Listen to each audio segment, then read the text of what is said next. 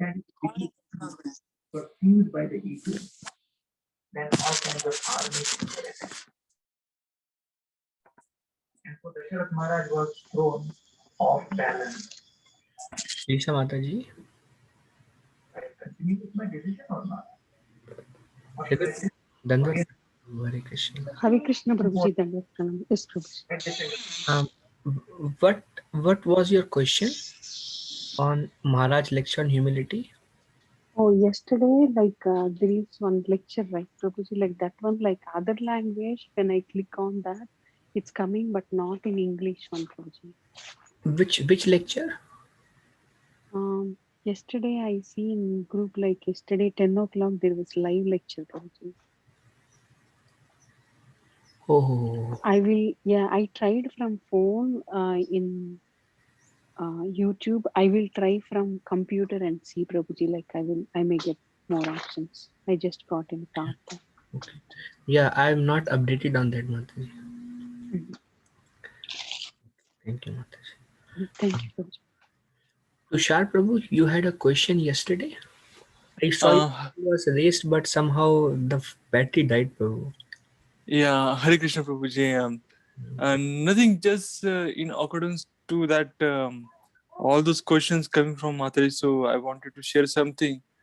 But actually, I just wanted to say that um, one way you are saying is that we should ignore, and we follow, you practice the ignorance or tolerance. I mean, sorry, tolerance.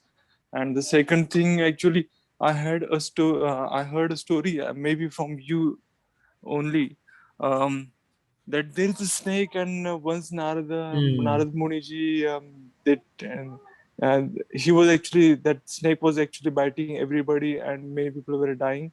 Hmm. So but then the snake becomes good because of Narad Muni's suggestion, and then people started playing with that snake.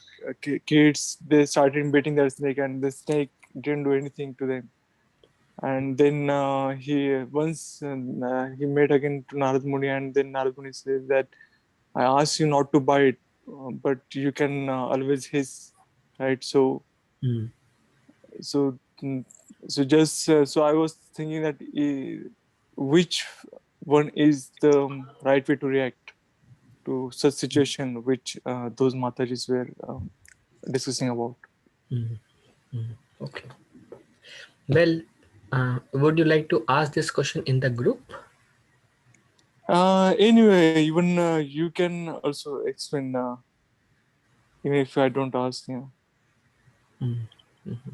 Okay. Okay. Thank you. I saw your hand raised. I wanted to call out to you, but Yeah. my battery died, and it Yeah. would have Yeah. taken some time to come back. Then I thought, anyways, it was close to 9, so I thought Yeah. let's discuss next week only. Thank you, Tushar. Yeah. Thank you, Prabhuji.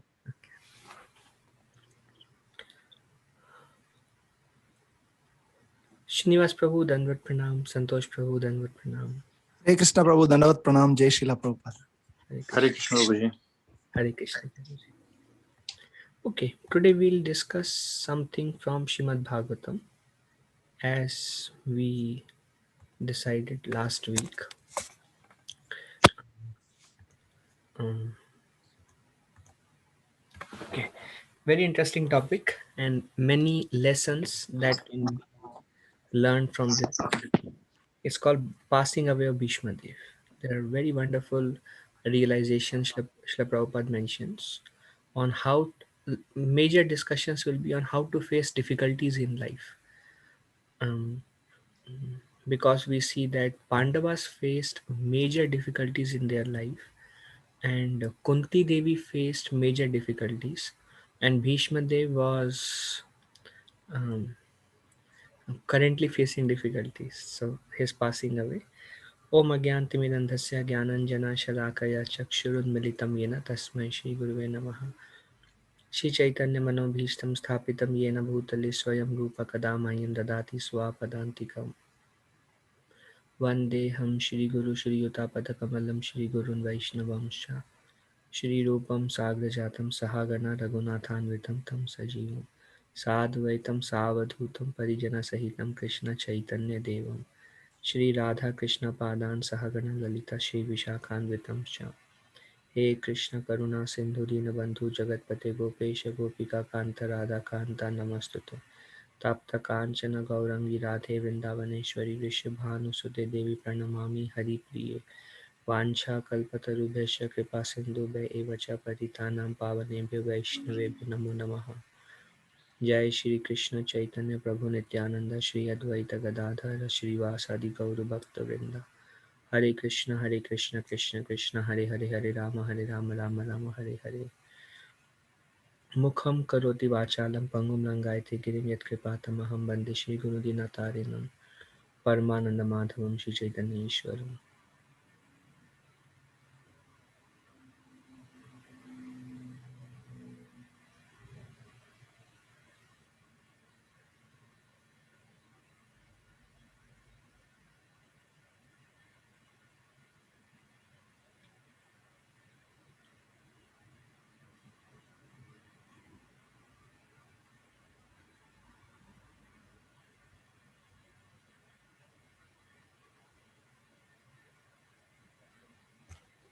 Okay, very interesting pastime comes in first canto Srimad Bhagavatam.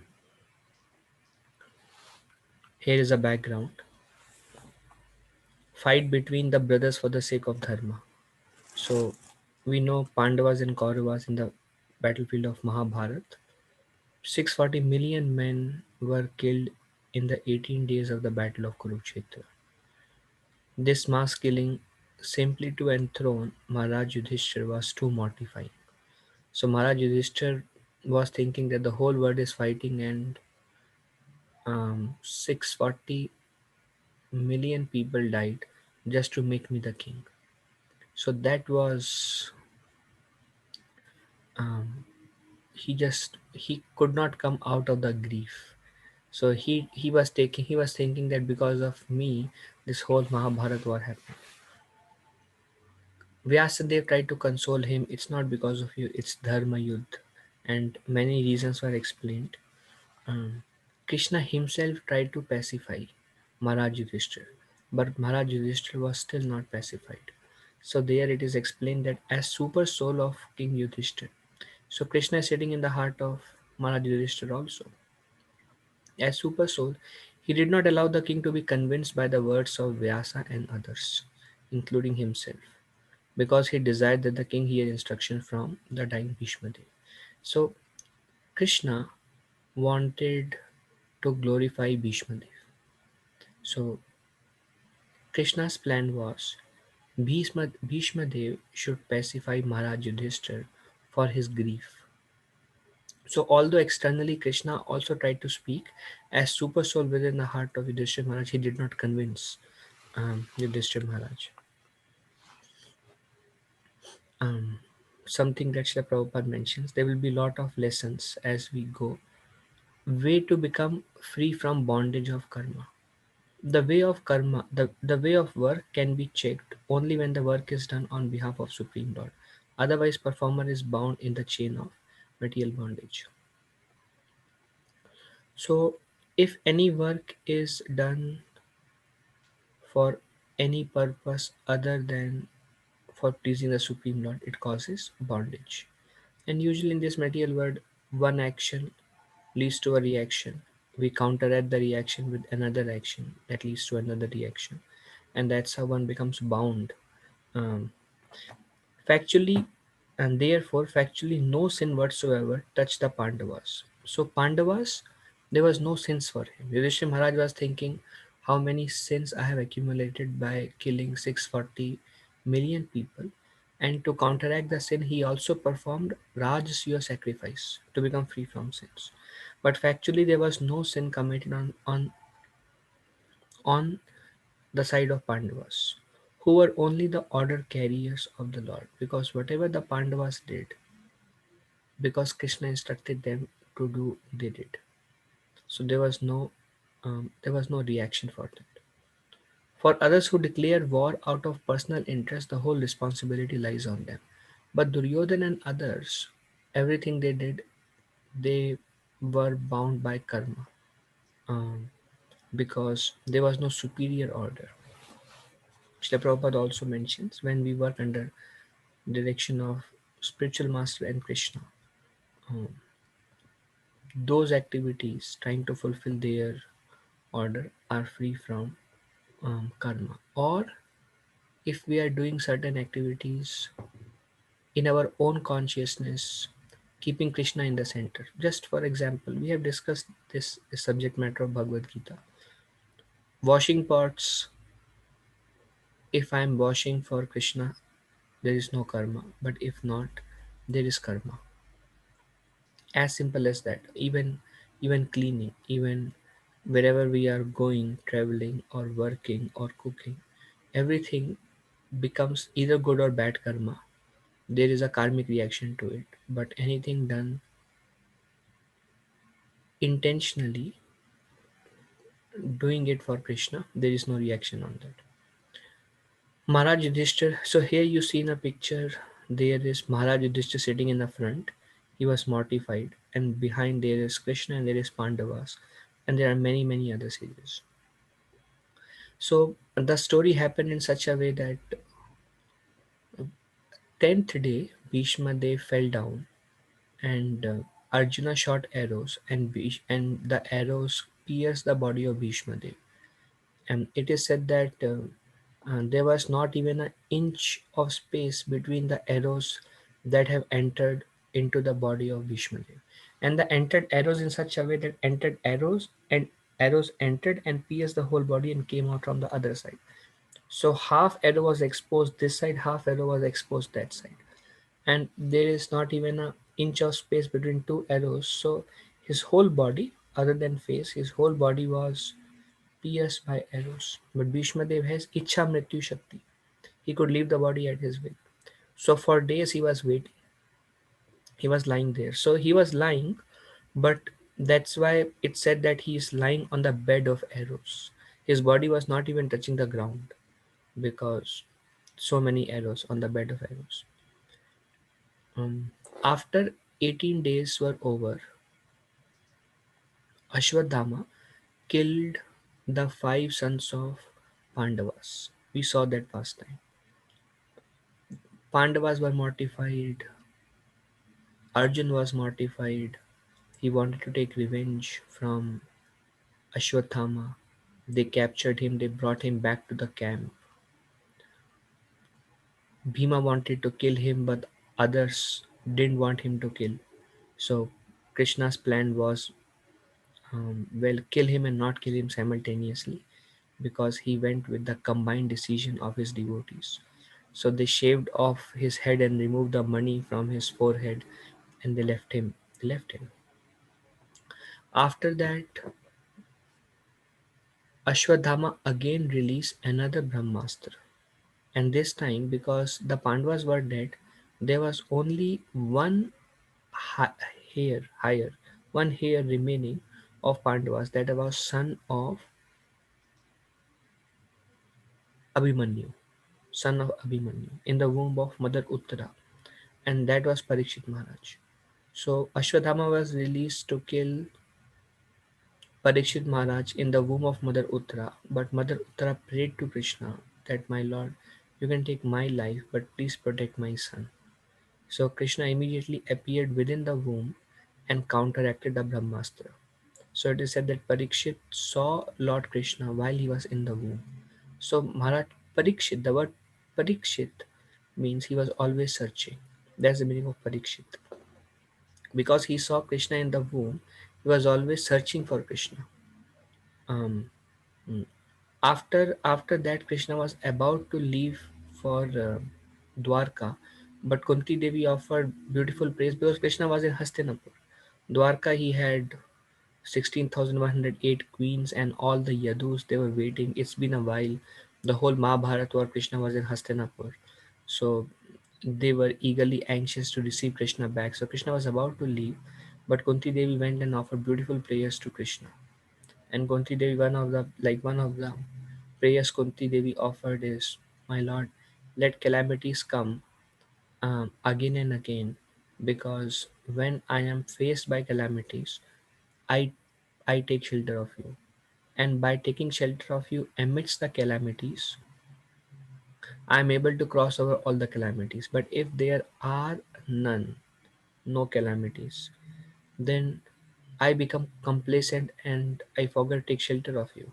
So let my life be full of calamities. So this will be the kind of a part of the theme of today's discussion is how to face calamities, and especially in this situation, Bhishma Dev. So Kunti Devi offered beautiful prayers and Krishna was very pleased. After offering prayers, Maharaj Yudhishthir, Krishna was already sitting on a chariot and Krishna was about to leave to Dwarka and Maharaj Yudhishthir and everybody was feeling separation, that what will we do without Krishna? um, very much attached to Krishna. So Yudhishthira Maharaj requested Krishna, can you please stay for few more weeks? And Krishna agreed because Krishna has this plan. After that, Yudhishthira Maharaj was highly mortified because of this situation of all the people died just to enthrone me as the king. So Krishna said, and still now all these things happened.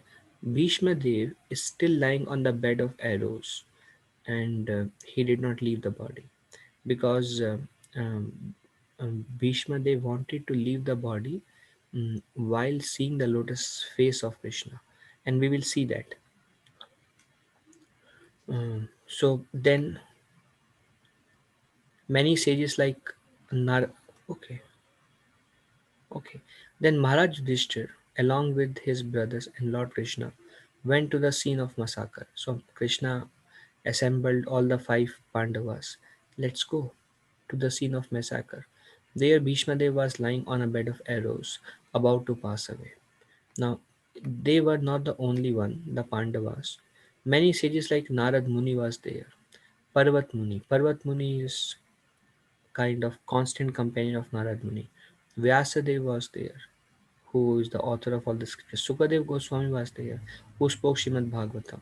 Kashyap Muni. One Kashyap Muni is actually um, Kashyap Muni is the father of the demons and he's father of Indra and Vaman Dev and he's father of Hiranyakashipu and Hiranyaksha and so demons and demigods. He's the father of them, Kashyap Muni. He had many wives. Two of the wife was Diti and Aditi. From Aditi, all demigods were born, and from Diti, all the demons were born. Vasishtha Muni, and he is present during Lord's Ram time. He gave instruction to Lord Ram like a spiritual master, Vasishtha Muni. Then Parashuram is the Supreme Lord himself, incarnation. All these were already present because Bhishma Dev was such a great soul. They all wanted to witness the passing away of grandfather Bhishma Dev. And Pandavas and Yudhishthira Maharaj also joined. And Bhishma Dev, although very much aggrieved at a bodily level with great pain, um, and he himself was suffering, he was still in that situation, acknowledging the suffering of Yudhishthira Maharaj and Kunti Devi. So this is one thing. Many times when we are suffering, we cannot see. We are so absorbed with our suffering that the mood is like sometimes we even want others to suffer. But we see that Bhishma Dev acknowledged other suffering. Bhishma Dev said, oh, what terrible suffering and what terrible injustices you good souls suffer for being the sons of religion personified. Now Pandavas, the question may be asked, why Pandavas had to go through so much suffering? I mean, pure devotees of the Lord, they are doing everything for the pleasure of Krishna. Um, so Bhishma Dev is acknowledging what terrible suffering and what terrible injustices you good souls suffer for being the sons of religion personified. Mhm. Because he was son of um, Yamraj, who is Dharma personified. You did not deserve to remain alive under those tribulations, yet you were protected by the Brahmanas, God and religion. So they suffered. Bhishma Dev acknowledged. He will mention later on why they suffered. He will mention. But he said, although you went through lot of suffering, you were protected by Brahmanas, God, and religion. Dharma rakshati rakshata. If you follow dharma sincerely, dharma protect us. Um, Srila Prabhupada explains that this is the principle. We may go through lot of difficult times. Sometimes we are neglected, um, especially I mean, in spiritual life or either ways. We may go through many trying circumstances, many difficult circumstances. But if we keep shelter of Krishna constant, and if we perform dharma, basically don't break the regulative principles, smoking, meat eating, illicit relationship, and gambling. If we follow dharma, and if we are under the care of Brahmanas, which in our case is like Vaishnavas, and the Supreme Lord Krishna. Basically, if we are chanting our rounds, we may go through extremely difficult time. Srila Prabhupada said we will be able to cross over all difficult times if we can strictly continue our chanting of the holy names, not break the regulated principle, and stay in touch of devotee association. Then, no matter how difficult the situation we may go through, we will be protected by these three principles. If we faithfully turn toward Krishna, seeking guidance about how to face the situation, He will provide us insight from within to make the choices that will help us evolve.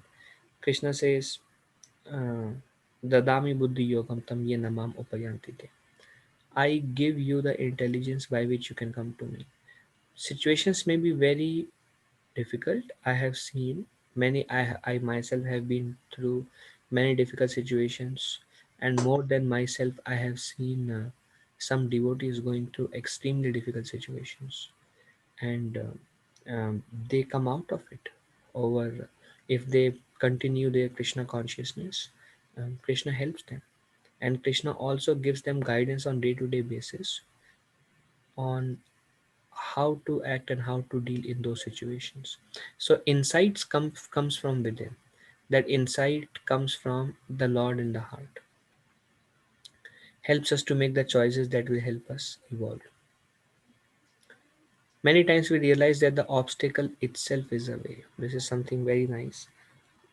Many times obstacle comes, and the natural tendency when we feel the obstacle is I want to quit, I can't take it anymore. But many times um, um, the obstacle, if we can somehow see that these obstacle that Krishna is putting me into, um, um, this obstacle itself is the way.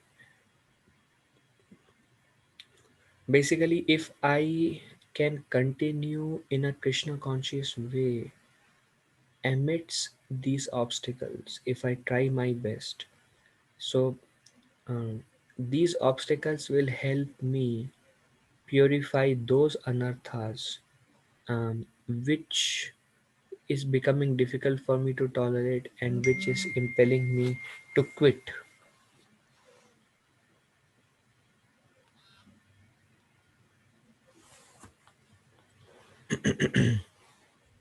So many times we realize that the obstacle itself is a way, it impels us to learn and grow in ways that nothing else could.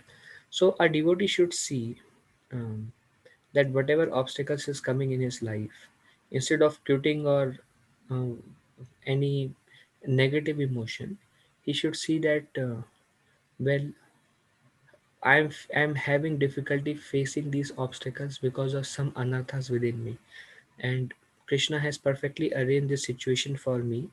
If I can tolerate and live in a Krishna conscious way in this situation, that will help me overcome those anarthas. And what happens after we have become comfortable in those situations? Krishna will put us in another situation, and we will be exposed to basically another set of anarthas. And then again there is like, okay, let's deal in Krishna conscious way in this situation, and some more. So my spiritual master says before anarthas goes away, krishna will ec- Krishna will put us in the situation that these anarthas will be exposed to us, and when we take shelter of Krishna, um, um, In those situations, frustrated by our own anarthas, Krishna helps us to remove them. So before the anarthas go away, they will first come to the surface. Many times devotees say that Prabhuji, after coming to Krishna consciousness, I feel like my ego has increased, my lust has increased, my envy has increased. These were not there before, but somehow, why is it the case? So it's never the case. But the thing is, they were never exposed to us. So Krishna wants us to go back home. We cannot go back home till um, till we purify ourselves. But if we quit the situation, then um, you know um, then we don't have the courage. Just like Arjuna was facing a difficulty because of his attachments, Arjuna did not have the courage to face his own attachments. Krishna said, no, you have to fight. And through that fighting, Arjuna could overcome his own obstacle. Although he is a pure devotee always, but Krishna is teaching through the life of Arjuna. But this lesson can be seen. So that's how whatever obstacle comes, now we have a choice. How do I deal in this obstacle? What kind of thoughts am I getting in this obstacle? Um, is these thoughts are these thoughts or my way of handling this situation? Is it pleasing to Krishna? Are my activities pleasing to Krishna? Or am I being exposed to my own anarthas, and Krishna wants me to deal with these anarthas so that I can overcome. I can overcome and go forward. So many times we don't realize right away, but at some point to time we realize that these obstacles are the greatest benediction. And then Bhishma Dev is acknowledging the suffering of Kunti.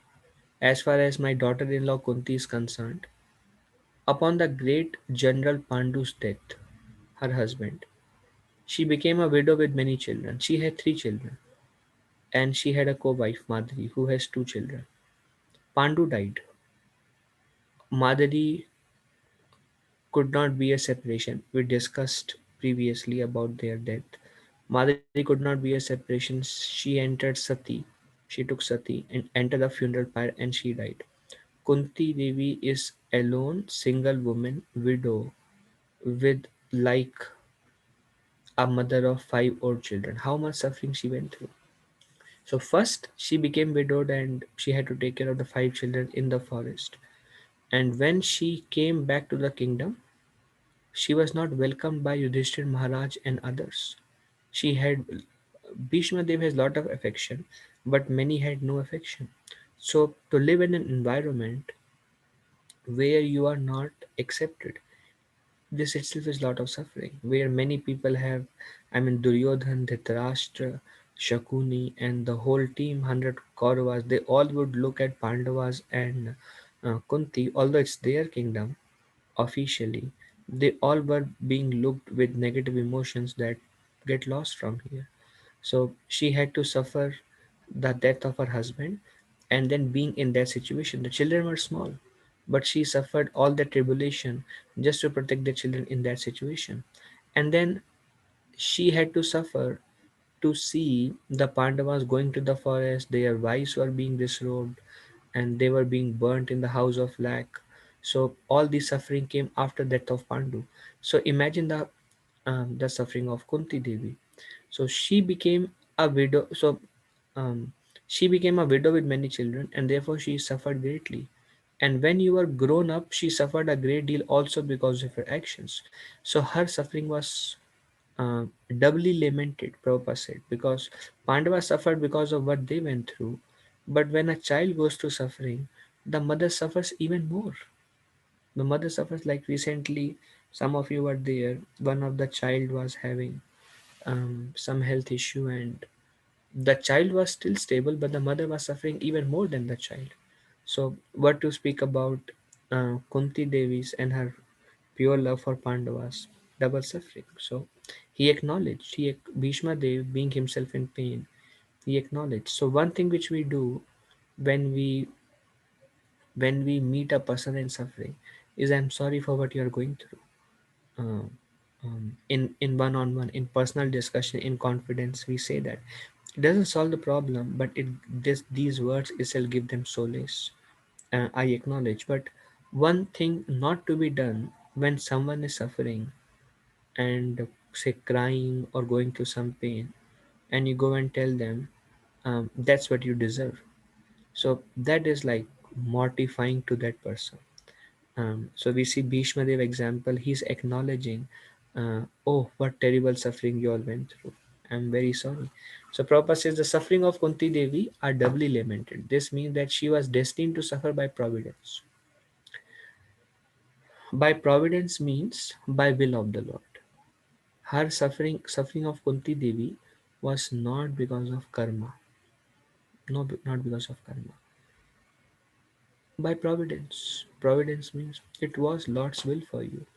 And this one has to tolerate without being disturbed. So whatever you went through, it is Krishna's arrangement for you. Prabhupada says one has to tolerate. Whatever suffering comes by providence, it's not easy, but one should learn to tolerate, that this is the will of the Lord, and without being disturbed, Prabhupada says one should learn to tolerate. The popular saying, this is very wonderful. The popular saying, this is this picture as you see, Krishna, they were all the residents of Hastinapur. Um, you number it, unlimited citizens of Hastinapur. Krishna Mahabharat war is over. Krishna was about to leave for Dwarka, and Kunti Devi came and she prayed to Krishna with beautiful prayers. There is a chapter called Prayers by Queen Kunti. We may take that chapter in one of the discussions also. Beautiful prayers of Queen Kunti. And after this, Maharaj Yudhishthira requested Krishna to please stay back, and Krishna stayed back. So this is Kunti and Krishna here. The popular saying is that a housewife teaches the daughter-in-law by teaching the daughter. Similarly, the Lord teaches the word by teaching the devotee.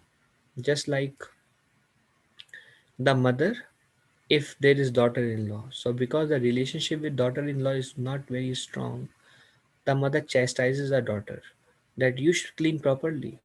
You never clean nicely the home, whatever. So if she says to directly daughter-in-law, daughter-in-law may feel bad. So the mother tells to daughter, and daughter-in-law understood that she thinks, daughter-in-law thinks, oh, thank God, I was not being pinpointed out. I am doing the same mistake also. But daughter-in-law learn, um, um, what to do, what not to do. Likewise, just like a mother teaches through those whom she has confidence, likewise Krishna teaches the whole world through those who are his devotees. Now, what we are discussing is basically for pure devotees, and we will see about um, others also. So, Krishna teaches the whole world through his pure devotees because they are his confidence. Like, if you have confidence, you can, like, if you really have a strong relationship with somebody, you can say anything to them. If you say anything to them, if they feel bad, means relationship is not so strong. But if you have a strong relationship, you can say anything, and they know because so much love is emanating from you, and there is a strong investment in that relationship. They will tolerate it happily. Likewise, devotees, because they are Krishna's confidence. The devotee does not have to learn anything new from the Lord. This is very interesting, because the Lord teaches the sincere devotee always from within. Whenever, therefore, a show is made to teach the devotee, as in the case of teachings of Bhagavad Gita, it is for teaching the less intelligent men. So Prabhupada says the devotee doesn't have to learn anything new from the Lord. A pure devotee, because he has relationship with the Lord in the heart from Paramatma, a pure devotee comes to know Lord's direction right away, because he already has connections from within, so he doesn't need to learn anything. But then why is Bhagavad Gita? Prabhupada said Bhagavad Gita is for less intelligent people, because those who are conditioned souls, who have false ego, who have a material mind, who have uncontrolled senses. So those people will not be able to, pure devotees, Krishna speaks and they act. So they don't need to learn anything. But conditioned souls, they learn through Bhagavad Gita because they're not intelligent enough and they're not pure enough. And Krishna teaches the Bhagavad Gita through his pure devotees, not to teach Arjun, but to teach everybody. A devotee's duty, therefore, is to ungrudgingly accept tribulations from the Lord as a benediction. Now, um, okay, a pure devotee of the Lord accept tribulations as favors from the Lord. So, ungrudgingly accept tribulations from the Lord as a benediction. Difficulties will come. Many people have this feeling that when they go through the suffering, they even question Krishna. That Krishna, why are you doing this to me? How can you do this to me? I am doing so much for you, and this is how you are reciprocating. So, situation will be difficult. We have to face difficult situations, no matter who we are. Are we able to ungrudgingly accept tribulations as benediction? Uh, One thing is, why did Krishna put me in this situation? Another thing is, why did Krishna put me in this situation? It's like uh, um, subtly kind of finding fault in Krishna. Why? Basically, we are indirectly saying that Krishna doesn't know what to do, what not to do. That's why. So, why he did like this to me? But Prabhupada says, a pure devotee of the Lord accept tribulations as favors from the Lord, and they are actually favors from the Lord. Because when we are put in difficult situations, especially for all of us, Krishna is um, um, um, usually, when we are in trouble, it's much easier to take shelter of Krishna than when everything is going nice and smooth. So, when we are in those tribulations, if we can see that as Lord's favor and then take shelter of Krishna, we become purified by going through that situation, and also we become we become more Krishna conscious. Actually, many times when we are doing very well in our Krishna consciousness, we don't tend to become so much Krishna conscious because everything is going nice and smooth. But when we are in tribulation, there is a much higher tendency to become more Krishna conscious. And we cry out with more intensity and more piteously because we know that I am in so much anxiety and I need Krishna's help. And in this way, what Krishna wants from us is we become Man Mana Bharma Bhakta. We always remember Krishna, but we have a natural tendency to forget Krishna.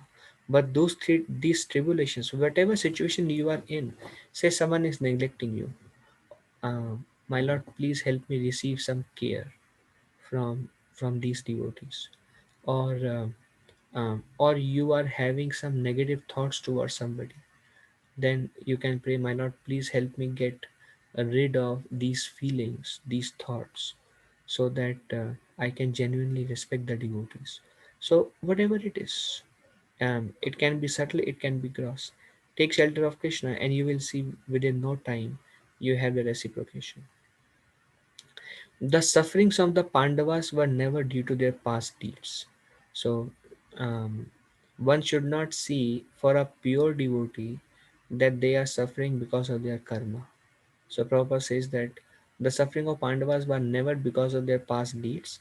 The Lord had to execute the plan of establishing virtue, and therefore his own devotees suffered temporarily. It was Krishna's plan. Will prevails. It was Krishna's plan that this whole Mahabharat war happens, and all the suffering was just to instigate for Mahabharat war to happen. And why Mahabharat war to happen?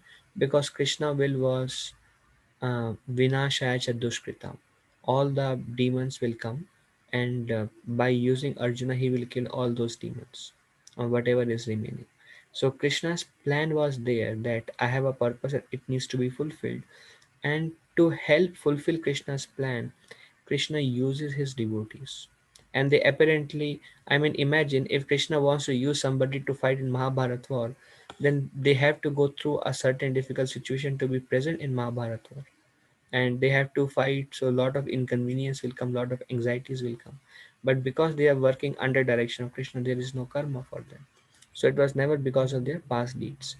Um, but for us, best is there is a prayer by Lord Brahma who says Tathenu Kampam Susumik Shamana Bhunjana Evatma Kritam Vipakam Hridvag Vapurbhi Vidadam Namaste Jiveta Yomukti Padesvaya Bhak. So he said, Mukti, if you want to become liberated from this material world, he says, um, um, um, when a devotee accepts all the difficulties he is going through as his own karma. Uh, okay, I made or I am suffering because of this situation. Well, I made somebody else suffer in the past, and that's why I'm going through this. This is something, a part of this discussion is theme in one of our yesterday's discussion also. Tushar Prabhu was part of it. So, Brahma prays when a person is going through tribulations or difficult times, he should see that this is my own karma coming back to me. And then Hrid Vag Vapu Bhi. Hrid means with his heart, Vag um, with his words, and Vapu with his body. Hidwag Babube Vidadam Namaste. If he offers obeisances to the Lord, Namaste. If he usually, I mean, ideally, if a person goes through suffering and he bows down to Krishna, and from his heart he offers obeisances to Krishna and is grateful for the suffering he is going through, um, Jiveta Yumukti Pade Sadhaya Bha. That person, for that person, liberation becomes his birthright.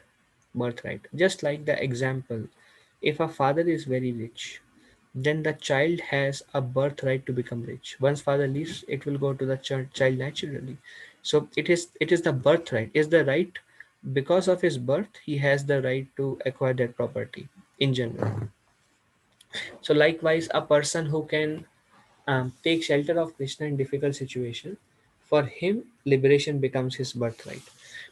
Now something, why Krishna makes his pure devotees suffer also. Just like if you see any ISKCON sannyasis, they go through a lot of troubles. Srila Prabhupada went through a lot of troubles, and many, like those who have heard the name of like Jayapataka Maharaj has lot of health issues.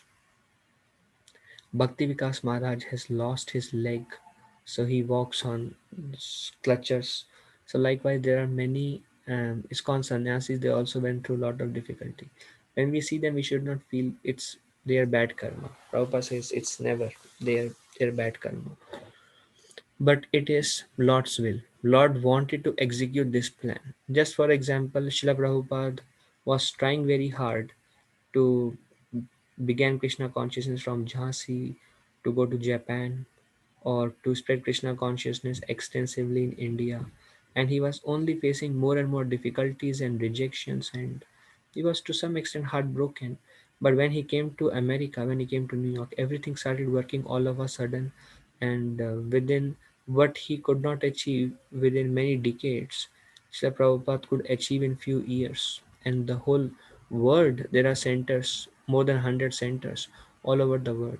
So because there was Krishna's plan, and it took some time for Srila Prabhupada to come to understand Krishna's plan. So Krishna will prevails. There is a story of Kartavya beaten up by his guru. This was told by Sham Kishore Prabhu to me.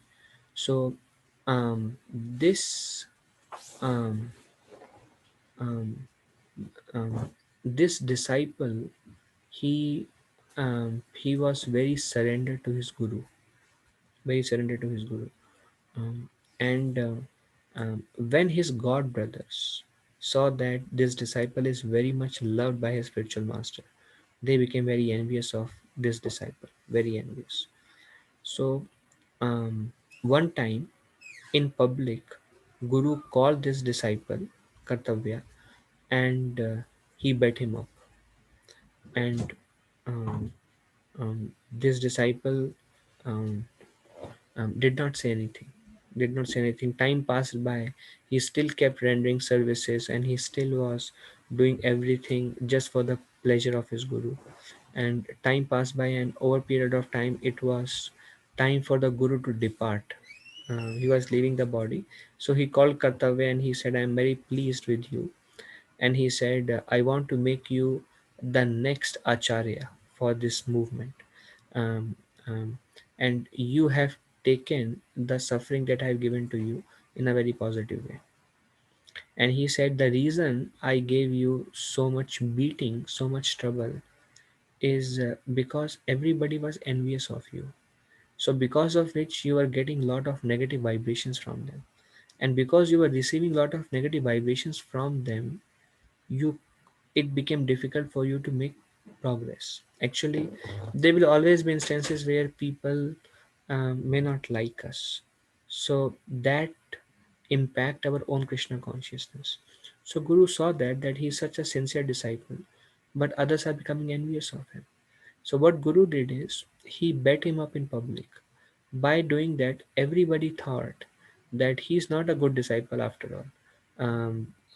Our Guru Maharaj is very displeased with him. So they felt lot of pleasure. So that's how envy works. Is um, mode of ignorance. We want to subtly harm somebody. So, uh, but Kartavya, he took everything as this is Guru's mercy. This is Guru's mercy. This is Guru's mercy. And it was actually Guru's mercy. Guru kind of gave him clearance, and he could make very steady progress in his Krishna consciousness. So, likewise, just like Guru gave punishment to Kartavya for a specific purpose, likewise, sometimes Krishna gave punishment to his pure devotees for a specific purpose, for a specific plan, or just to, or whatever is good for them. This is between Krishna and his pure devotees. So after hearing these instructions,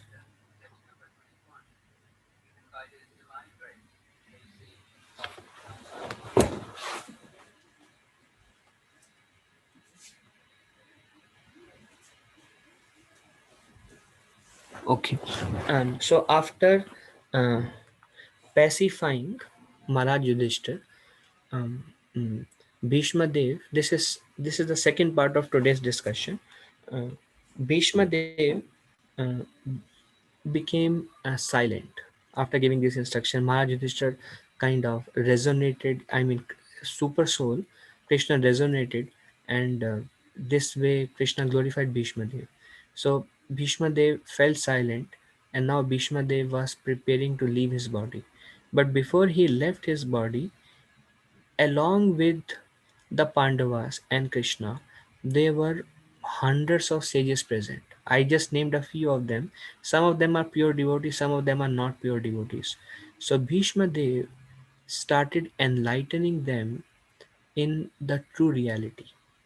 So Bhishma Dev says, this is first he talks about Krishna, that who Krishna is. So Bhishma Dev says, Esha vai Bhagwan Shakshad Adyo Narayana Puman Mohayan Mayaya Lokam Guras Charati Vrishnishu. Esha vai Bhagwan Sakshat. So Bhishma Dev says that this personality, he is Sakshat Bhagwan, pointing out to Krishna. Esha vai Bhagwan Sakshat. Adyo Narayana Puman. And he is the source of Narayan. He is the original Narayan. Mohayan Mayaya Lokam. And he says, don't be illusioned by his Maya Shakti. Guras Charati Vrishnishu. He is walking among the Vrishnis. He is walking as if um, he has a relationship with you and with the Vrishnis, and as one of the one more personality. He is creating a Maya Shakti because of which you are not able to understand him. He is not only Narayan, Adya Narayana Puman. He is the original Narayan, the first Narayan, the source of Narayan, and he is Sakshat Bhagavan. So don't be illusioned. understand who he is. This Sri Krishna is no other than the inconceivable original personality of Godhead. He is the first Narayan, the supreme enjoyer, but he is moving amongst the descendants of King Vrishni, just like one of us. And he is bewildering us with his self-created energy. So he is bewildering us, but don't become tired by his bewildering potency. He is nonetheless Shakshat Bhagavan. Now, Bhishma Dev is a pure devotee of Krishna. Although now from these words it is clear, although he is fighting against Krishna and many things, but we can see um, um, his own understanding. Sri Krishna, something Prabhupada mentioned, Sri Krishna expands in Baldev, then Sankarshan, then Pradyumna, Aniruddha, Vasudev, Narayana, Rama, Narasimha, and others. All these expansions are one and the same Vishnu Tattva, and Sri Krishna is the original source. Many times we have discussed how Krishna is the Supreme Personality of Godhead. And Prabhupada explains everybody, Narayan, Rama, Vishnu, they are expansions of Krishna. Now, Bhishma Dev continues to glorify and say more about Krishna. And he says, Asyanubhavam Bhagavan Veda Guyatamam Shiva Devarshi Narada Sakshat Bhagavan Kapilo Nripa. So he says Guyatamam. Guyatamam. Guyatamam is extremely confidential. This knowledge, this what I am telling you, is extremely confidential of Vedas. So this, and then he says, not only Vedas, Shiva, Lord Bhagavan Shiva, Devarshi Narad Muni, Sakshat Bhagavan Kapil. Kapila is um, incarnation of Lord Narayan. He is Vishnu Tattva. So he is mentioned as Sakshat Bhagavan Kapilo. They all agree that Krishna is the original self and supreme personality of Godhead. So don't think he's your friend. Bhishma Dev, next verse he says, don't think he is your friend. He's acting like your friend, but in reality, because he loves his devotees, he is acting like a chariot driver. But he's Sakshat Bhagavan. Now, there are 12 Mahajans. One of them, three of the Mahajan is Shiva, um, Devarsi Narad Muni, and Kapila Muni. But there are many other Mahajans, like 12 Mahajans. One is Bhishma Dev himself, one is Bali Maharaj, one is Prahlad Maharaj, one is Sukadev Goswami, and many others. Um, um, so they are all, one is Yamraj himself. Yamraj also gave the same instruction to um, um, um, um, Yamdutas after Ajamil pastime. They were bewildered who are Vishnu Dutas, and they went to Yamaraj and they thought, we thought you are the Supreme Lord.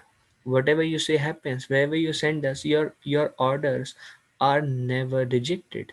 Whatever you say, whatever you desire, it just happens, and there is no obstruction to your order. Whoever you want, we kill. Wherever you want them to send to heaven or hell to suffer, wherever we take them, whatever you want happens. So we were thinking that you are the Supreme Lord. Um, are there two controllers? There cannot be two controllers at the same place. Otherwise, it will be incoherency. How will things run? Is there somebody other than you? There's the first time Yam Dutas met Vishnu Dutas and they felt in front of Vishnu Dutas powerless. They felt that we were never rejected. Whatever we want to do, we do. But these personalities are way more powerful than us. We are helpless. So who are you? Here they ask Yamaraj, and Yamaraj begs forgiveness to Supreme Lord. And he said, never go near to those who chant the holy names of the Lord. Holy names of the Lord. Never go near to them. And then he begs forgiveness from Narayan. And then he says, we offended your representatives, Vishnu Dutas. Please forgive us. And then he tells Yamraj, because he's a Mahajan. So he's although um, he's Dharmaraj, and that's why Yudhishthir Maharaj was his son. So he also is Dharmaraj, and Yamaraj, although he give punishment, deals with horrible people like Yamadutas and give punishment. He is a pure devotee of Krishna. Yamraj himself. He actually wanted to come and preach Yamaraj. That's why um, Krishna arranged the situation in such a way that he was cursed and he came as Vidura. And then he went and he preached extensively. So, because that was his desire. So, when you hear the Vidura's teaching in Srimad Bhagavatam, you know how enlightened is Yamaraj. And he told the Yamadutas, actually, goal of life is Prema Pumarto Mahan, is to attain love of God. And he says, even the Vedas don't know this clearly. Even people who read Vedas cannot understand this. People are illusion. And he says that um, people read many philosophy like Nyaya, and there are 6 schools of philosophy. Um, you know, um, um, Patanjali Yoga, and Yamra said they're all illusioned. They don't know that the goal of life is love of God. So this is a very confidential part of Vedic knowledge, and same instruction Bhishma Dev is telling here. He is telling Veda Guhyatamam. This is most confidential. Even after reading Vedas, you cannot understand that. But by the mercy of Srila Prabhupada, he came to the West and he told us Krishna is Supreme Personality of Godhead, and those who were simple faith, they just accepted and their life became perfect. Rather than so many people who are born in India who read this Yajur Ved and this Sam Ved, and their whole life goes, and at the end, although they are acting a very Brahmanical life, they are doing so many yagyas and pujas and mudas and tantras and mantras, and they are doing so many things. They still don't know who God is and what is the goal of life. They just think it's a nice thing to do, and at max they attain heavenly planets because of pious activities, and they come down and life cycle of birth and continues. But by the mercy of pure devotees are, Srila Prabhupada said, who is pure devotees? One who knows the signs of Krishna perfectly, perfectly. He is pure devotee. So Veda Guhya Tamam, even Lord Shiva, Narada, Sakshat, Bhagwan, Kapila, they accept about it. So it's not, so Bhishma Dev is telling, this is Sakshat Bhagwan. It's not my version. Don't think this is what I believe.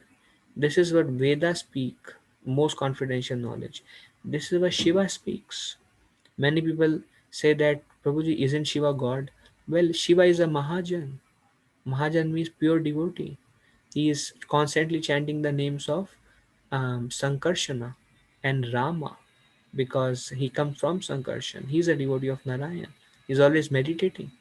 Um, um, um, he was so eager to see Mohini Murti, and he took a humble position in front of Lord Narayan, female form as Mohini Murti. There are prayers by Lord Shiva. All the Mahajans, they come in Shrimad Bhagavatam. Yamaraj is preaching, Bhishma Dev is preaching, Lord Shiva is preaching, Narad Muni is preaching, Bali Maharaj is preaching, Prahlad Maharaj is preaching. All the Mahajans come there in Shrimad Bhagavatam. All the Mahajans glorify Krishna as Supreme Personality of Godhead. The goal of human life is to attain love of God and nothing else, and nothing else, and nothing else.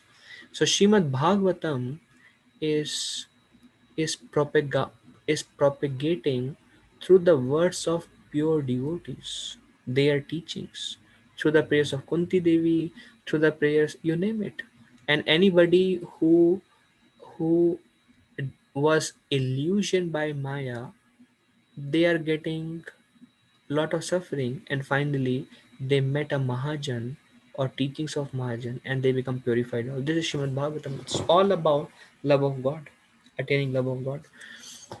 And then Bhishma Dev, after quoting Mahajans, placing the devotee into material, Prabhupada says something, placing the devotee into material troubles means delivering him from the illusory material relations. Especially for Arjuna in this particular situation, lot of attachment. That attachment was binding him. So and many times our own attachments kind of, they become obstacle for us to attain love of God. They become obstacle, we become very uncomfortable, like Arjuna was very uncomfortable in front of his attachment. Then what happened? Krishna striked him right there. By that he could come out. He could understand that the goal of life is love for Krishna. And Arjuna fought, and yeah. um, So many times these material troubles, they are meant to deliver. See, when there are troubles created from places where we are attached, brings renunciation, brings some kind of detachment. So Prabhupada says placing the devotee into material troubles means delivering him from the illusory material relation. Because a conditioned soul has a tendency to take shelter of material relations. He has a tendency. So at some point of time, by repeated Krishna's arrangement, which is the divine favor of the Lord upon the conditioned soul for his sincerity, the conditioned soul gets a realization there is nobody in this world other than Krishna. Let me take shelter of Krishna. That is Krishna's favor. Although it may come with lot of pain and suffering, that is actually Krishna's favor. Tribulations offered by the Lord to his devotees are different from the tribulations resulting from vicious action. So here Prabhupada says that this is for all the devotees, not just pure devotees, even for all of us. Prabhupada says that the suffering that comes by the Lord to his devotees are different from those that are coming from karma. Now, in a humble position, we should always see as this is my own karma coming back to me. But at the same time, we should have understanding that this is Krishna's arrangement for me. Now, um, Krishna basically he takes our karma, and then he may bring our karma back to us if he thinks this will help him come closer to me. Krishna has pure love for us. We don't have pure love for Krishna because we have many material desires, but Krishna has pure love for us, and Krishna is constantly thinking, okay, how to bring him back. And Krishna is guiding every one of us in this room in different ways, because Krishna is eager that we all go closer to him. Krishna is guiding us. And if we do something wrong, Krishna creates some uncomfortable feeling within us. So through Paramatma, Krishna is helping us. Through Bhagavad Gita, Krishna is helping us. Through devotees, Krishna is helping us. So these are all kind of Krishna's instruments just to through spiritual master, Krishna is guiding us. Through other senior devotees, Krishna is guiding us. This Krishna's love for us. So it should not be seen as karma, but it should be seen that Krishna has put me in this situation so I can go closer to him. If Krishna thinks that this suffering or which should be given to this personality because of his karma, if he will create so much trouble for him that he will go away from Krishna, Krishna removes that karma, removes that suffering, or he transforms it in such a way that it becomes favorable. It becomes favorable. O king, so there's something very interesting. Yudhishthir Maharaj is telling Bhishma Dev is telling Yudhishthira Maharaj, he is telling Arjun, he is telling others, that personality whom out of ignorance only. So Bhishma Dev is very strong. And Bhishma Dev is telling through them, although they are pure devotees of the Lord, to hundreds of sages present who have mixed opinions about Krishna also. So Bhishma Dev is telling, out of ignorance only, you thought this that personality, which is Sakshat Bhagavan, you thought him to be your maternal cousin, your very friend, because Yudhishthira Maharaj and others, they are thinking Krishna is my cousin brother. Krishna is like my friend. He is my well wisher. He is my counselor. So Krishna became like counselor in Mahabharat war. Everybody would take counseling from Krishna. What should we do? What should be our next strategy, our next step?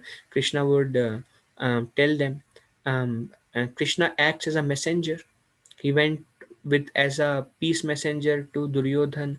He also went to as a messenger to request Karna to fight on his behalf, a benefactor. So out of ignorance only, you are thinking he's your cousin brother, he is your friend, well-wisher, counselor, messenger, benefactor, or whatever upadhis you give him. Um, is that very personality of is that same personality whom out of ignorance you are thinking all this relation, is that very personality of Godhead Shri Krishna. He is Swayam Bhagwan, Sakshat Bhagwan. So don't be illusion, don't be in ignorance, and understand whom you are dealing with.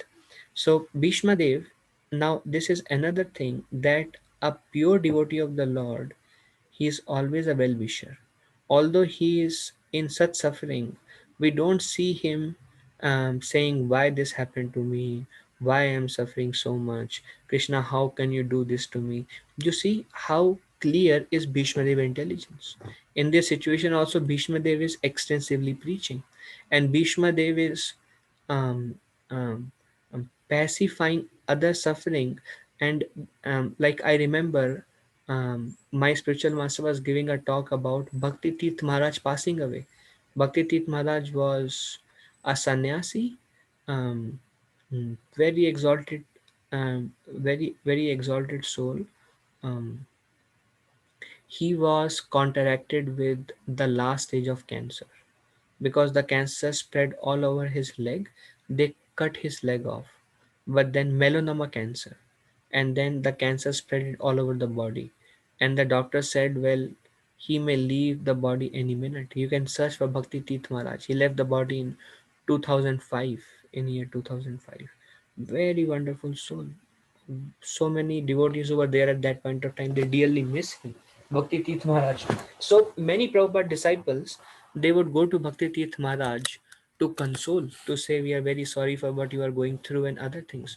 And my spiritual master says that whoever was going to meet Bhakti Tirth Maharaj, Bhakti Tirth Maharaj was in bliss, glorifying Krishna, and how merciful is Krishna, and how he is so grateful to Krishna to have been put in this situation. And he was preaching to them to become serious in their own Krishna consciousness. So these devotees who went to share the grief of Bhakti Tirth Maharaj, they are sharing that we went to console Bhakti Tirth Maharaj. We came out enthusiastic, smiling that we should become serious in our own Krishna consciousness. So he is in fact consoling us, and we are thinking that he is not in pain. We are the one in more pain because of our lack of Krishna consciousness. So this is the nature of a pure Vaishnava. Another very wonderful example is Srila Prabhupada. If you see the passing away of Srila Prabhupada, he stopped eating and drinking for months. And if you see him at the time of leaving the body, only the bones were visible, only the bones. um, and in that completely kind of deteriorated, he could not even walk. So devotees would put him on a palanquin, and like that he would go and take darshan of Radha Shyam Sundar and Krishna Balram and God Nitrai. And he would do parikrama of the temple in palanquin. He, at one point of time, he did not even have the strength to sit. He just lying down. Even in that, he is having a dictaphone near his mouth, and he is giving beautiful purports on Shrimad Bhagavatam 10th canto. And if you hear those purports, if you read Shrimad Bhagavatam 10th canto, when you come there, when you read it, you will see Srila Prabhupada, although in such a deteriorated state of body, his mind and his spiritual intellect is perfectly clear. This is because of his spiritual enlightenment. And we see that in Bhishma Dev passing away, how clear is his intelligence. And he's always, the nature of a pure devotee, they're always trying to serve. When Yudhishthira Maharaj came, he's serving Yudhishthira Maharaj by getting him out of grief. When he saw many people, he's enlightening them, encouraging them to understand who Krishna is, take shelter of him, and you all go back home, back to Godhead. This is very beautiful. Srila Prabhupada says, Lord Shri Krishna wanted to prove that his pure devotees are always sound in mind and body by dint of spiritual enlightenment. You go to hospital and you see the mental state of anybody who is about to die, and you will have a very clear idea what happens just before that. Their mind is completely in anxiety, they are unconscious, they don't know what they are saying, they are like uh, lot of pain, lot of fear. And just see the consciousness of a person just before dying, and then you come and read Shrimad Bhagavatam 10th canto and see the consciousness of Srila Prabhupada, just the last words he spoke before he left the body. And you come to Shrimad Bhagavatam and you read just the last words Bhishma Dev spoke before he left the body. And then you will see the potency of spiritual enlightenment, very sound in body and mind. And then Bhishma Dev, and then something more Srila Prabhupada says, Arjuna had some body relationship. He was cousin, brother, friend, and many other. He has some body relationship with Krishna because the Lord happened to be his maternal cousin. But Now, how was Lord happened to be maternal cousin? Because um, Krishna's father Vasudev, Krishna's father sister is Kunti. So Vasudev and Kunti are brothers and sisters. From Vasudev came Krishna. From Kunti came Arjun. So they are cousin. They are direct cousin brothers by bodily relationship. So Arjuna has some bodily relationship with Krishna because the Lord happened to be his maternal um, cousin. But Bhishma had no such bodily relationship. Therefore, the cause of attraction was due to intimate relation of the soul. So Krishna, only devotional service attract Krishna. It's not that Krishna is favoring Arjun. He favored Arjun, but he favored everybody else. Whoever has devotion, Krishna favored them based on devotion. Um, Bhishma Dev has no relationship. Still, he waited. He came all the way, and actually, Krishna wanted everybody to be enlightened about Krishna consciousness through the mouth of his pure devotee. Another thing, Krishna gives opportunity to his pure devotees to glorify Krishna because pure devotees have only one desire, that we want to glorify Krishna. We want to glorify Krishna more and more.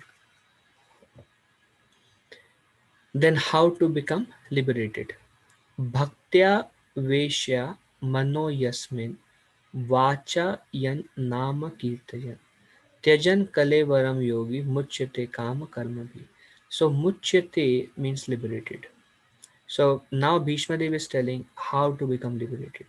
And he says Bhaktya. You render devotional service. Aveshya. Aveshya means you meditate upon him.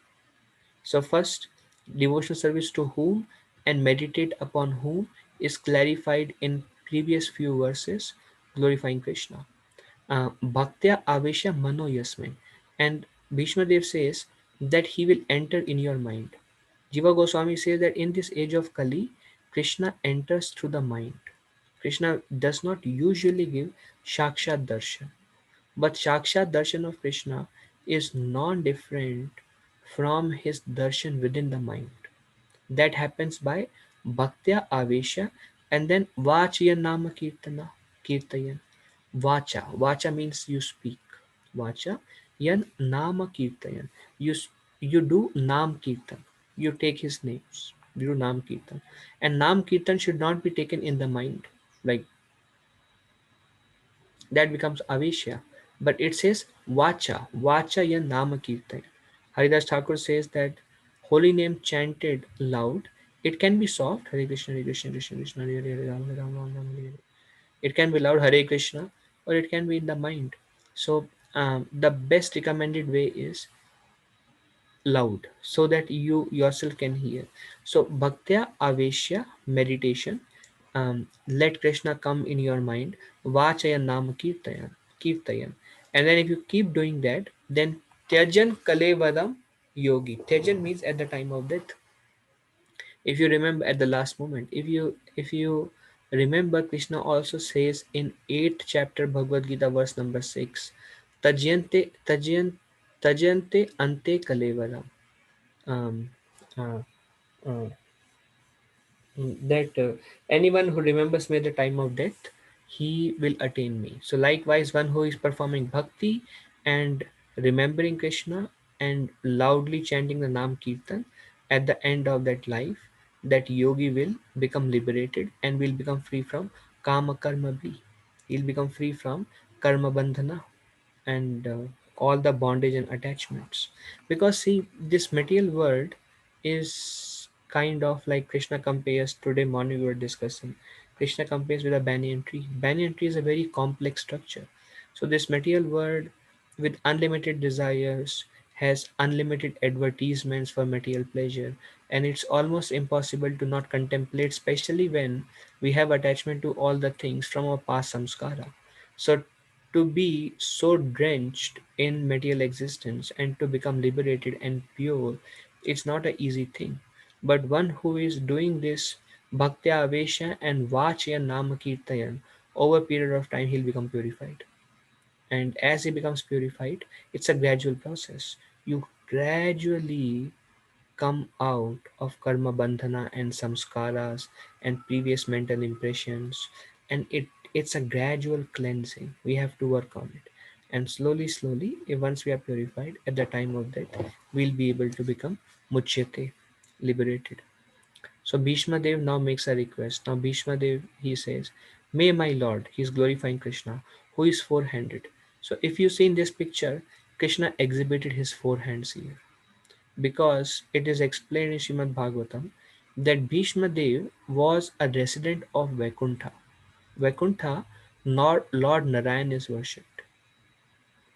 So Bhishma Dev took the form of four hands. There are many places where Krishna exhibited his four hands. One of the places right at his birth, Vasudeva and Devaki saw him as Narayan. Another place is he showed Narayan form to the gopis. Another place is he showed Narayan form to Arjun.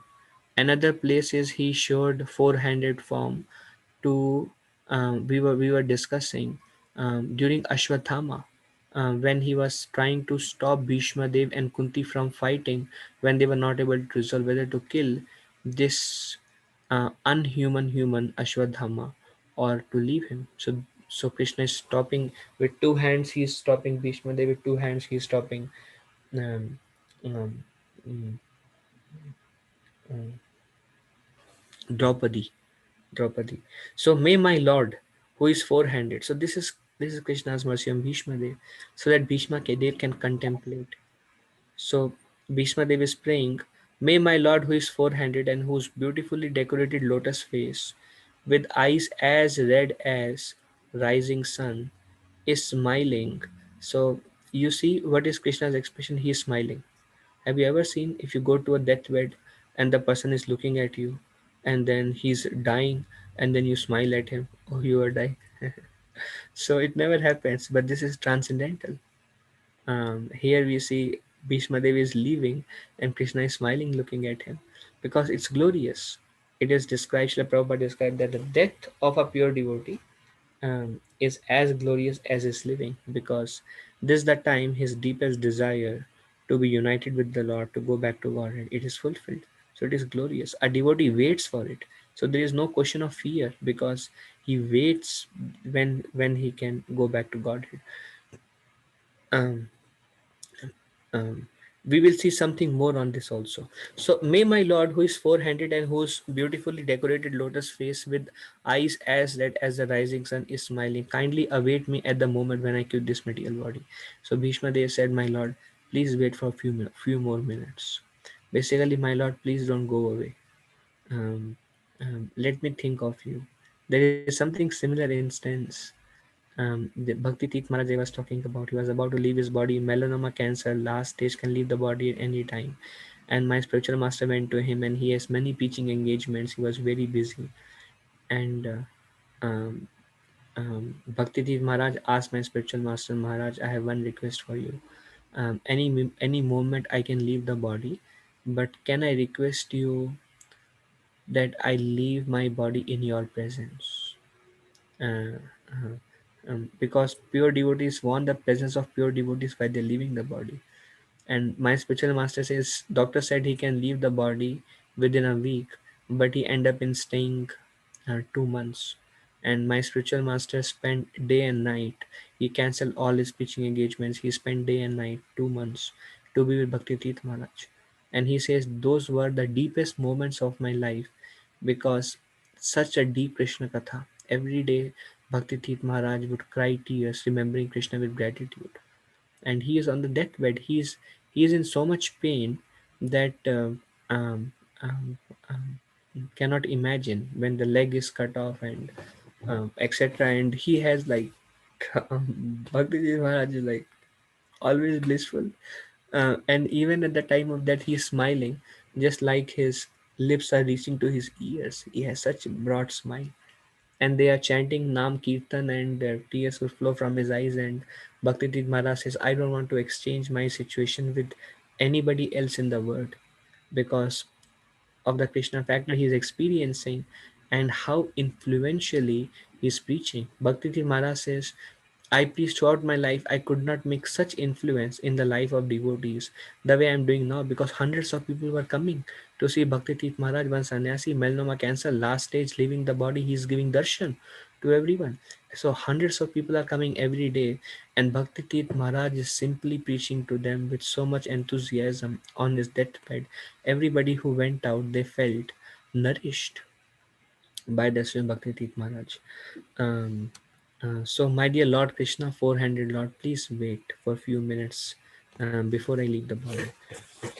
So, this is something Prabhupada says. A pure devotee is never anxious to go back to the kingdom of God.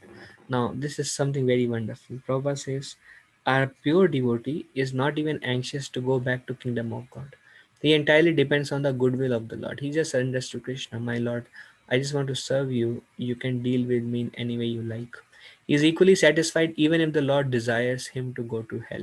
How many of us in the room, this is consciousness of a pure devotee, how many of us in the room are neutral whether in the next life I am going to hell or I am going to Godhead? How many of us are neutral? Nobody wants to suffer, but in our Krishna consciousness also, when we go through difficult times, we are like, why this is happening to me? I don't. Nobody wants to suffer, even Krishna consciousness. But a pure devotee is okay for that, as long as he get opportunity to serve. That's why our prayer in chanting of Hare Krishna Maha Mantra is, my Lord, engage me in your service, because this is the ultimately the desire of a pure devotee, that wherever I am and wherever you want me to go, I surrender to your will, as long as I have some service to you. He is equally satisfied even if the Lord desires him to go to hell. The only desire that a pure devotee entertains is that he may always be rapt attention with thinking of the lotus feet of the Lord regardless. So a pure devotee, if he can become Krishna, he prays, my Lord, whether hell or wherever you want me to send, as long as I remain Krishna conscious, I am satisfied.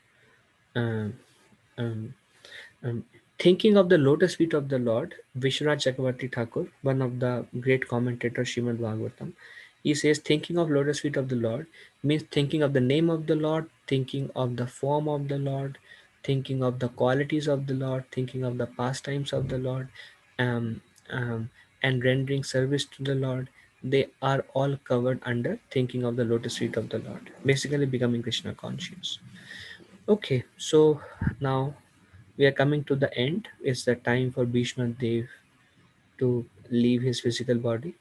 By pure meditation, looking at Lord Shri Krishna, he at once was freed from all material inauspiciousness and was relieved of all bodily pain. So, material inauspiciousness, because we are dealing with this material world, we are absorbing many material consciousness, just the way we are interacting, what we are speaking, and what all we are doing. So Bhishma Dev was also grandfather. He has his grandsons. He is meditating on their suffering, how much they suffered. And the Mahabharat war recently happened. Lot of anxiety in Mahabharat war. Duryodhan, he worked for Duryodhan for so long. Throughout his life he was serving the king.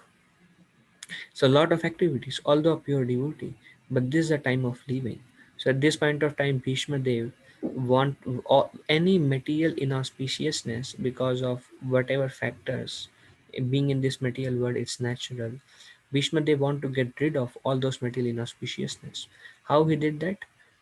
Looking at Lord Shri Krishna, he at once freed himself from material inauspiciousness. By thinking of Krishna, he could become free from material inauspiciousness.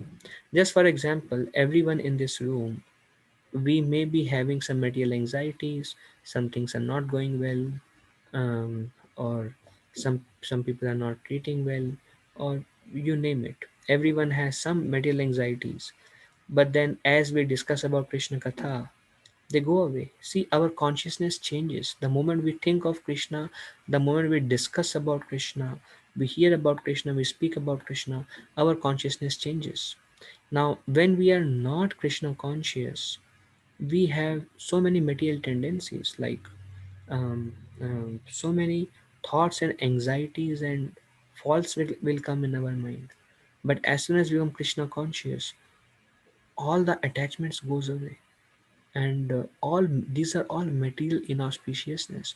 All, this mind and intelligence, they keep on constantly working and giving so many reasons and thoughts and anxieties, and they just constantly working. But Krishna consciousness, when Krishna enters the heart, all inauspiciousness goes away immediately.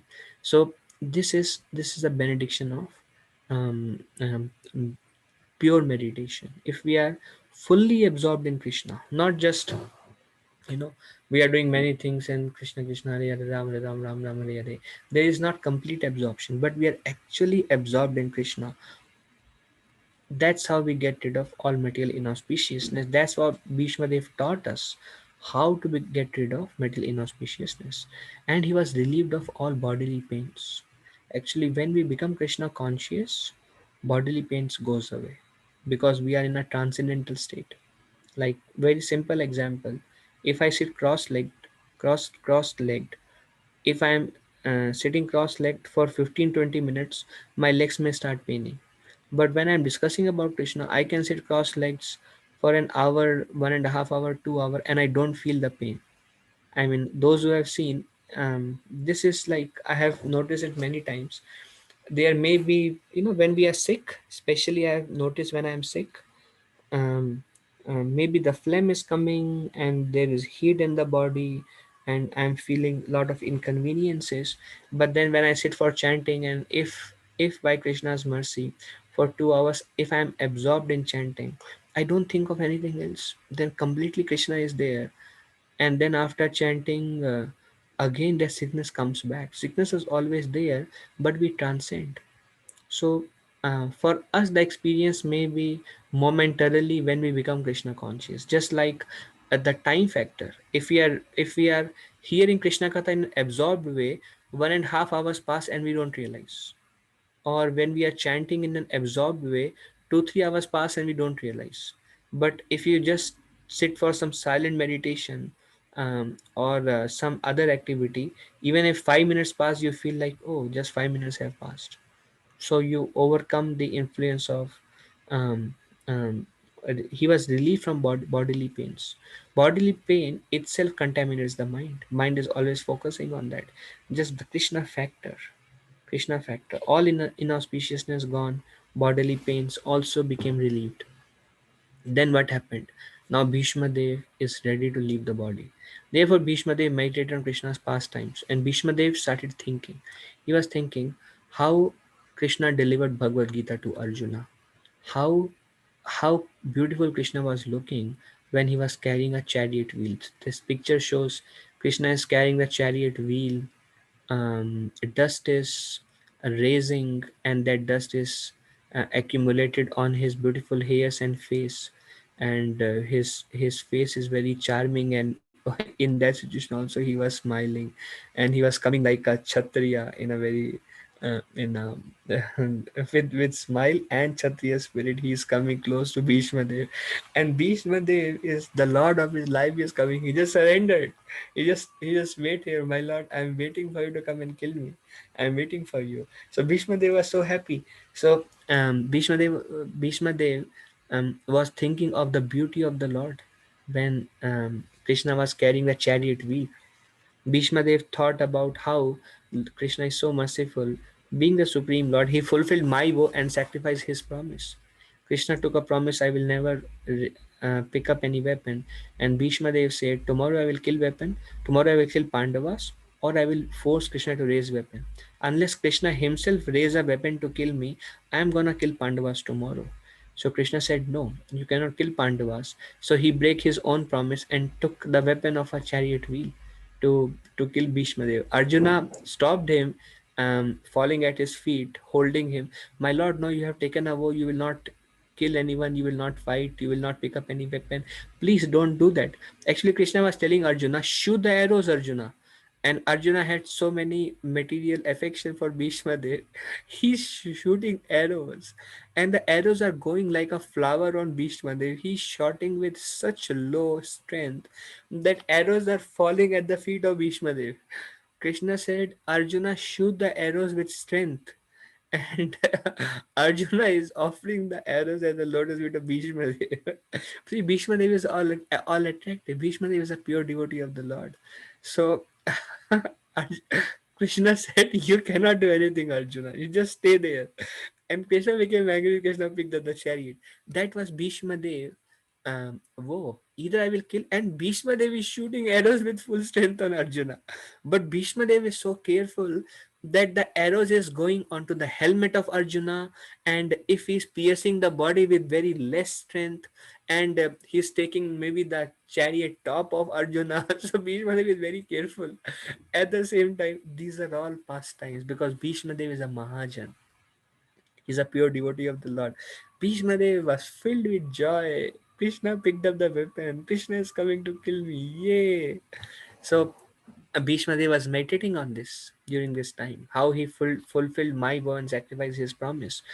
And then Bhishma Dev was meditating on how Krishna was attracted to the gopis, how much love gopis have for Krishna, the damsels of Vrajdham, and all this sweetness Krishna, just all these pastimes of Krishna was flowing through his mind, through the mind of Bhishma Dev.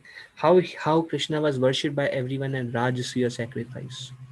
So these are all different meditations, and through this meditation, Bhishma Dev removed all material contamination. Because so many thoughts may be there. See what Krishna says. Krishna says, "Antar kale chamam eva, kalen mukta smarane varam." One who remembers me alone at the time of death, he attains my nature without fail.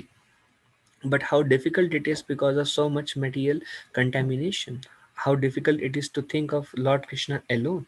In fact, Srila Prabhupada said it is very difficult to think of Krishna at the time of death, but if you practice Krishna consciousness throughout your life, Krishna will come and force you to think of him. Actually, if you are very sincere, then Krishna may come uh, through his different pastimes and can run like a movie show around our mind. Krishna can run, and spontaneously we'll be absorbed in Krishna, and all the material contamination and thoughts and fears, whatever we may have, even if we are pure devotees, if we have any of those things, will go away because the bodily pain is there, so many inconveniences. But Krishna will run a movie show in front of us, just like it ran for Bhishma Dev, and then we will become completely absorbed in thinking of Krishna. Right at that time, the bodily pain will disappear, the material inauspiciousness or any thoughts unconducive will disappear, and our mind will be fully absorbed in Krishna. Immediately, Krishna will make us leave the body and we go back to Godhead. So that's how we learn from the life of Bhishma Dev how to die. Bhishma Dev teaches us how to die. This is not possible. Some people say, why do I need to practice Krishna consciousness? I will just think of Krishna time of death. They are simply fools, number one. If they are thinking without practicing Krishna consciousness, they can think of Krishna. Material contaminations and this inauspiciousness are so deep that while throughout the day we cannot think of Krishna, and in that most difficult circumstances, how will it be possible for a conditioned soul to think only of Krishna? It is possible only by Krishna's mercy. Only if we have rendered sufficient service to Krishna, if we have developed some purity in our heart, and if we have developed some spontaneous attraction by the way we live our life, if we have developed these qualities towards Krishna, otherwise how is it possible? So we see this from the life. Bhishma Dev has Ichha Mrityu Shakti. He's speaking, he has all these things, and he can leave the body at his time. And Krishna gave him meditation. See, without Krishna's mercy, we cannot meditate on Krishna's pastimes. Krishna has to give himself. So Bhishma Dev removed all material contamination, and this is the last slide for today.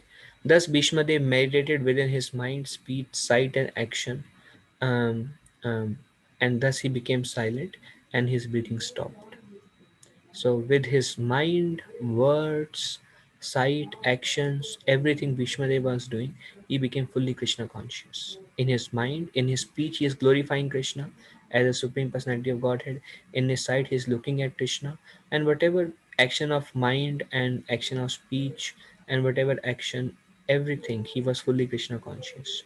And when he was fully absorbed in Krishna and meditating on Krishna's pastimes, he became silent and he immediately left the body and his breathing stopped.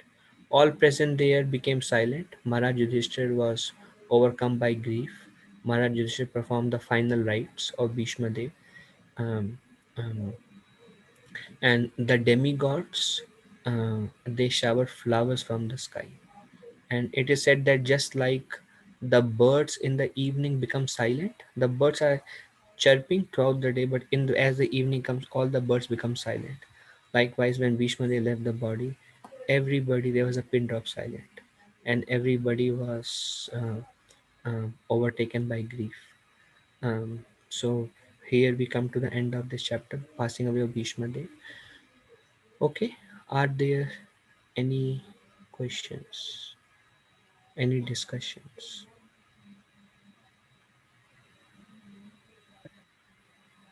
So you mentioned about spiritual master beating a devotee. Yes, So there you mentioned that other people are envious of him and there is no fault of him. yes. Then what? Why can't he still progress in bhakti? Yeah, Prabhu. See what happens, Prabhu, if somebody has negative thought about us, even if we have no fault, it will impact our Krishna consciousness. And his Guru Maharaj wanted him to so that others don't think about him like that. In our lives, if we feel some negativity is coming from others, or um, we feel our spiritual life is impacted, although there is no mistake that I am personally doing, then the best way is you take shelter of Krishna. You pray to Krishna that, my Lord, please help me in this situation. I'm trying to do whatever I can to progress in my Krishna consciousness. And Krishna is sitting in the heart of every living entity. And when we take shelter of Krishna, Krishna will pacify the envious people, or whoever is maybe causing a subtle obstruction. For us, Krishna does that for us if we take shelter of Krishna. Does it help, Prabhuji? Yes, sir. So even if we are really unknown of the other person who might be envious, we don't even know. It will affect us. See how dangerous is spiritual life, bro. Rosie, this is, I don't know, it's just too much. No, it impacts our progress. They are just, I mean, Kartavya is so wonderfully. Now, Prabhu, do you remember the example of Rupa Goswami when he was meditating on Krishna's pastimes? Yeah. And he laughed, and one person came and he thought he laughed at me, and he went, and Rupa Goswami doesn't even know what's going on. He just felt bad. Um, he felt bad because of his material attachments, actually, because he was on a bodily platform. So somebody smiled on his body. He felt bad about it. But Rupa Goswami lost the vision, although without any mistake of Rupa Goswami. See, Krishna is Adokshadashi. He doesn't see fault. Krishna sees somebody else is upset with somebody else. Like Krishna sees their others are also my devotees, and Krishna sees others are hurt.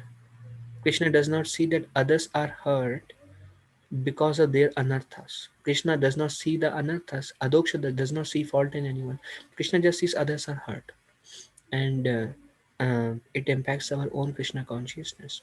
So many there are such this also constitute an offense, but Bhaktivinoda Thakur says offenses which are unintentional, like you did not do anything, and it's just they are just happening. Um, um, he says continuous chanting of holy name, and you pray to Krishna, my Lord, please help me come out of it, and Krishna will pacify the soul sitting in their heart. Basically, you may see as a favor from the Lord to kind of approach him and take shelter of him. Does it help, Prabhu? Yeah, bro. So it's like struggling with my own envy, and it's like others' envy is also impacting. Yeah, especially living in association of devotees, lot of factors are unknown, and they interact with our own Krishna consciousness. But if we somehow stay um, um, dedicated, and keep praying to Krishna in every moment, by the mercy of Krishna, you will be able to cross over those obstacles. Uh, Okay. it Okay, may sir. seem sad, but it works, Prabhuji. Trust me, it works. Okay. Thank you. Thank Thank you. Okay. Anyone else has any other question? I think Hriday Prabhu or Srinivas Prabhu or Ravindra Prabhu, somebody. Hriday Prabhu, yes. Uh, Prabhuji, actually, to this question, what Mahipal Prabhu asked, I want you told like if anyone else person is kind of feeling envious about you, right? So that has to a devotee, or that can be any person who is getting hurt by you. Yeah, Means yeah. So both affect our spiritual life, Prabhu. Even if somebody who is not a devotee is hurt by us, it will impact our Krishna consciousness. So Krishna's name requires a very high standard. It has a very high bar. Requires like to be able to absorb in Krishna's name requires like absolute purity. We we we don't have it, I agree. So sometime we have it, those days we are able to absorb, some days we are affected and we are not able to absorb. But taking shelter of Krishna and Krishna help those who are sincere, but it does affect us. That's why one recommendation is, um, try to have positive relationship around others, and Paramatma is sitting in your heart. If you feel, see, if somebody is not happy with you or you are feeling some negative emotions from somebody, and Paramatma will tell you, Dadami Buddhi Yogam Tam. Now it's up to you to act on it. So how you act on it, maybe just a small call, and you may need not say sorry because there is no fault on your side, but a a symbol to pacify the hearts of those where you feel some not good emotions will help you in your own Krishna consciousness. Having cordial relationship, at least neutral relationship around you. Is that okay, okay. Hriday Prabhu? Yes, Try, Prabhuji. try. This is a challenge. This is Yeah, not easy. actually, it, yeah, it can be followed, but sometimes suppose who doesn't have the faith on this, and we are kind of having association with them also, right, Prabhuji? Yeah, So certain things due to your bhakti improvement and maybe the way you wanted to increase your Krishna consciousness, that much time perhaps you were spending with those association, now you are limiting yourself in order to control certain things. So that may hurt those persons, right? yeah. I see what we are coming from. Prabhu, some of the things like this, it is better to avoid such association.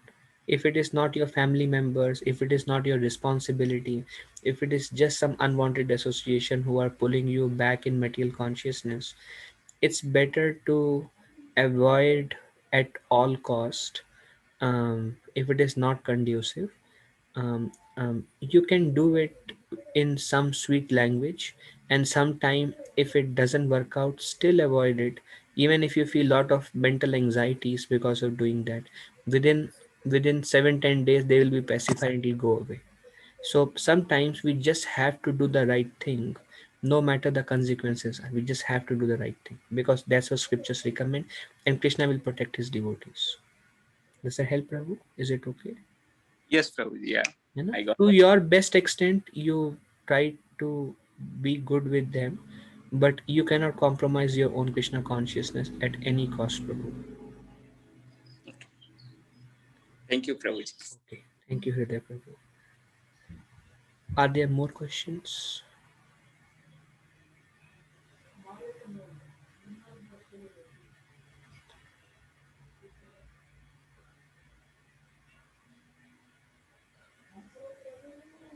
Okay. Okay, so we'll end here. My obeisances to all of you. Vancha kalpatarubhesha kripa sindhubhe evacha patitanam pavanebhyo vaishnavebhyo namo namaha. Ananta Koti Vaishnavrinda ki jai, Srila Prabhupada ki jai. Thank you very much. Hare Krishna. Hare Krishna. Hare Hare Krishna. Krishna Prabhuji. Hare Krishna. Hare Krishna, Prabhuji. Hare Krishna. Hare Krishna.